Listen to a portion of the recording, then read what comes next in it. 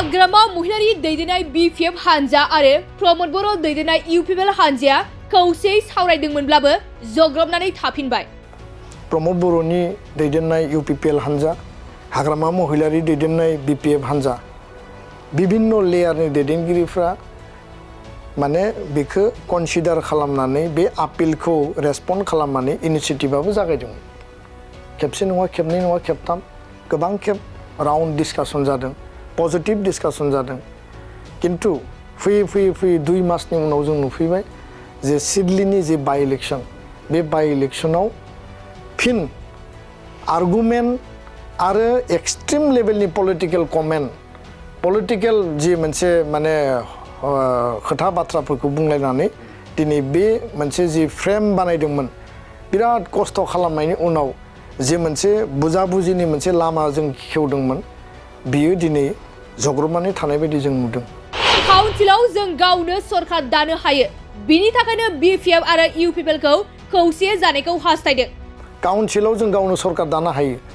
दा बेखौनो जोङो आपिल खालामदोंमोन। बै जे जोंनि जि भायलेन्स, जि पलिटिकेल जि थासारि, बिदा फंबायनि गेजेराव बुथारलायनाय, नांलायनाय, जि मोनसे भायलेन्सनि पलिटिक्स, जि मोनसे पावार पलिटिक्स, बेखौ जोङो जातीय पलिटिक्स, जातीय इन्टारेस्टआव हारिनि थाखाय जोङो खौसेथिखौ लानानै खामानि मावलांनो हायोबा मोजां जागोन। बर' हारिनि जौगानाय एबा बर' हारिनि लाइमोनफोरनि इयुन जौगानायखौ मावफुंनांगौब्ला बर' हारिया गोख्रों जानांगोन आरो राजखान्थिनि गोहोआबो बर' हारिनाव थानांगोन। बर' हारिनि राइट्स एन्ड प्रिभिलेज जौगानायनि इनफ्रास्ट्राक्चार डेभेलपमेन्ट, जोंनि इयुथफोरनि एमप्लयमेन्टनि बाथ्रा बा इयुथफोरनि जौगानाय, जोंनि एजुकेसनेल इनस्टिटिउसन, गासै बिथिंखौ जोङो जुदि मावफुंनांगौब्ला पलिटिकेलि जों स्ट्रं जानांगोन, पलिटिकेल डिसिसना जोंनियाव थानांगोन। बे बाथ्राखौनो बुंदों दुलाराय बर' फरायसा आफादनि आफादगिरि दिपेन बर'आ। बिथां दिपेन बर'आ आरोबाव फोरमायबावदों दि 10 बोसोर गोलाव सम जों एमपिखौ खोमाना लानायनि उनाव दिनै बर'नि एमपि मोनफिननो हाबाय आरो बेजों लोगोसे रायजो सभा आरो लकसभायाव सासे मोननो हाबाय। बिनिखायनो बिदा फंबायनि गेजेराव दावराव दावसिनि राजखान्थि गेलेनायखौ दोनथ'नानै हारिनि थाखाय खौसेथि हाबा मावलांनो BPF आरो UPPLखौ खौसे जानो एबसुआ थांनाय 15 आगस्टआव खावलायदोंमोन होननानैबो बुंदों बिथां दिपेन बर'आ। बेयो मोनसे पलिटिकेल मेटार आरो दुलाराय बर' फरायसा आफादनि जि हाबा मावनाय, जोंनि संबिधानानो जा बा जोंनि 1967 निफ्राय दिनैसिमनि जि ट्रेक रेकर्ड, एबसुनि जि जारिमिन, बे जारिमिनाव मालाबा पलिटिकेलि जों इनिशिएटिभ लाबोनो गोनां जादों, मालाबा जोङो साक्सेस जादों आरो मालाबा बियो बबेबा एंगोलाव बियो एसे माने स्टपडबो जादों। जों फेलार जायाखै आरो फेलार जानायनि बाथ्रा गैया। जातिनि सार्थआव जि एजेन्डा, जि थांखि आरो जि इस्युखौ लानानै जोङो टेकआप खालामनांगौ, जोङो खालामबोदों। दा बेखायनो नों नाय जे 1967 बे समाव plain tribal council of Assam बेबो जोनोम जादों, एबसुआ गिबि जोनोम जादों, बिनि उनाव PTCनि जोनोम। इन्दिरा गान्धीया बै समाव घोषणा होदों, माने जि हिल लिडार्स कनफारेन्सआव माने नर्थ इस्टखौ बा आसामखौ, बै समाव जि आसाममोन गासै 7 सिस्टारा, बेखौ माने फेडारेल स्ट्राक्चाराव दाफामफिननाय जागोन। दा रिअर्गेनाइजेसननि मेटार फैनाय लोगो लोगो बै समाव माने बयबो माने एलार्ट जाबाय, बयबो एवेर जाबाय आरो गावबा गावनि राइट्स, जों आसामाव थाया, जोङो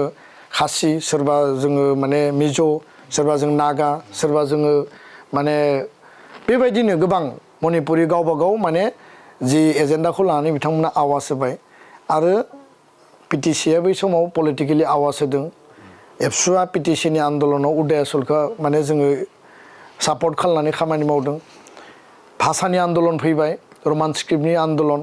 बे आन्दलनाव दुलाराय बर' फरायसा आफादा इयुथ फर्स हिसाबै जोङो खामानि मावदों। बै समाव बैनि समनि दैदेनगिरिफ्रा फैयै आसु आन्दलननि टाइमावबो गोबां बर'फ्रा आसामनि सार्थआव मदद होबोदों जायगा जायगा। बिनि उनाव जों नुबाय जे बर' हारिनि स्पेसा बहा, बर' हारिनि जि फिउचार माने जोंनि सेफ्टि सिकिउरिटिया बहा, जोंनि पलिटिकेल राइटआ बबेयाव,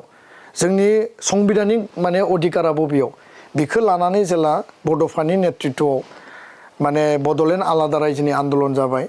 बे आन्दलनखौ बिथा खालामनानैनो 91आव इलेक्सन दारायनो गोनां जादों इन्डिपेन्डेन्टलि 10 जन एमएलए देरहादों बिनि उनाव 1995-96 2001 सनाव फिन आरो एमएलए मोनदों दा बिएसि एकर्ड बिटिसि एकर्ड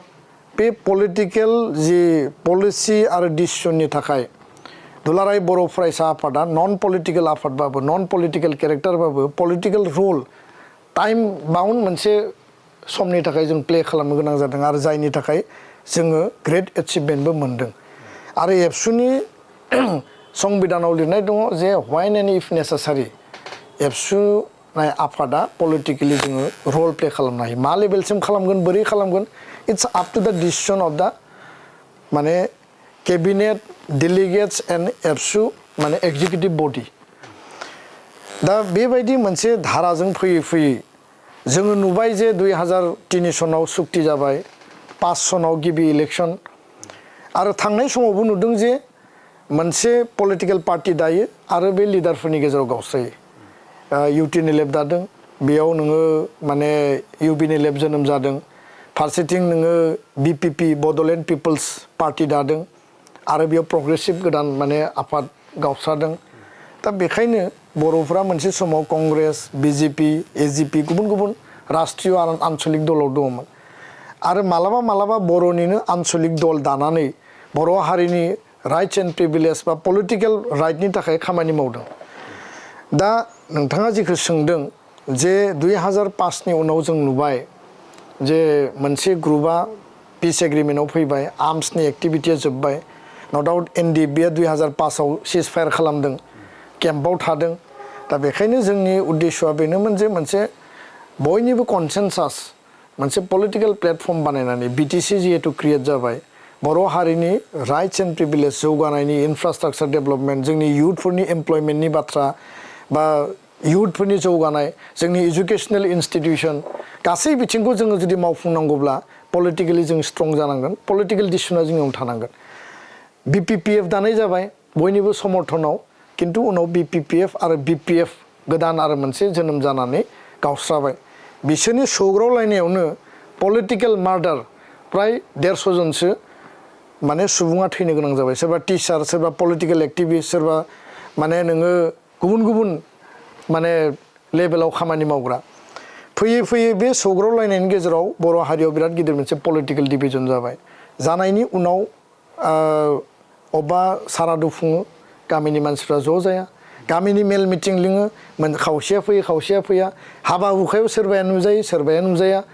दा ससियेल जि इम्पेक्ट फैबाय इयुथफोरनि गेजेराव जि मोनसे डिभिजननि इम्पेक्ट फैबाय बे इम्पेक्टखौ दिनै जे बै बिपिपिएफनिफ्राय बिपिएफ उननि समाव पिसिडिआर बिनि उनाव UPPL PPF मोननै जि पलिटिकेल फोर्स बर' हारिनि माने पलिटिकेल जि लाइफआव दैदेनगिरिफ्रा मोनसे प्लेटफर्मनिफ्रायनो ओंखारनाय आरो आन्डारस्टेन्डिंआबो मोनसे समाव जातीय संग्रामनि टाइमाव जातीय सत्ताखौ लानानै एक दिनैबो जि पलिटिकेल पार्टियाव थाया मानो बिथांमोना स्ल'गान होयो जोङो जातीय सत्ता जातीय राइट्सनि थाखाय जातीय सार्थनि थाखाय जों दाबो दङ होननानै किन्तु बुंनाय आरो मावनाय मालाबा जोङो फारागथिखौबो नुयो दा बेखायनो जोंनि आपिला बेनोमोन जे पलिटिकेल पावार क्षमतानि थाखाय नङा क्षमताखौ बबेयाव दोनथ'नानै बिथिंनिफ्राय एसे आवगायबोयोबा बिथिंनिफ्राय एसे आवगायबोयोबा बबेबा बिन्दोआव जोङो ज' सावरायनानै मोनसे आन्डारस्टेन्डिंआव ग्रेटार एचिभमेन्टनि थाखाय जोङो जुदि स्मल एरिया पपुलेसना खम पलिटिकेलि जों मोनसे लेभेलाव फेक्टर किन्तु नेशनेल लेभेलाव जों दाबो बिराद गिदिर फेक्टर नङा खारन जों सासेल' एमपि देरहा होनो हायो 10 बोसोर गोमा जाबाय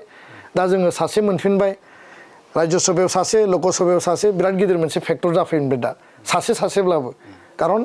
भारतनि दानि पलिटिकेल सिनारिय'आ पार्लियामेन्टआव बियो माने समान समान मोनसे बेबधानाव दङ जदिव मेजरिटि लानानै सरकार सालायदों किन्तु बे माने डिफारेन्सआ खम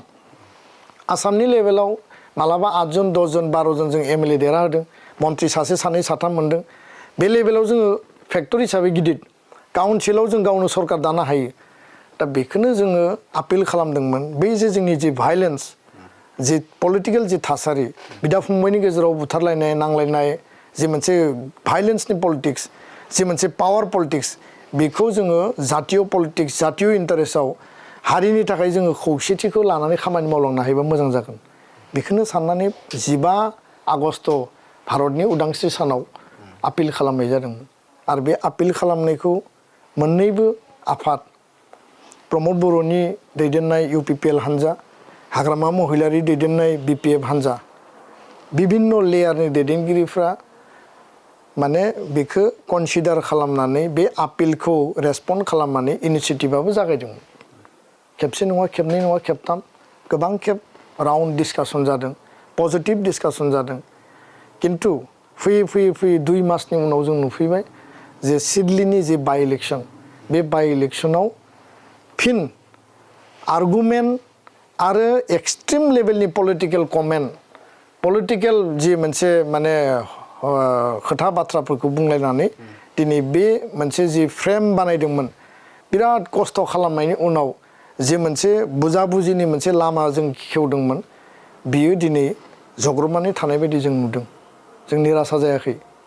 किन्तु बेबायदि खोथा बाथ्राफ्रा बाइ इलेक्शननि थाखाय मानो स्तब्ध जाखो बेखौसो लानानै गोसोआव दुखु नाङो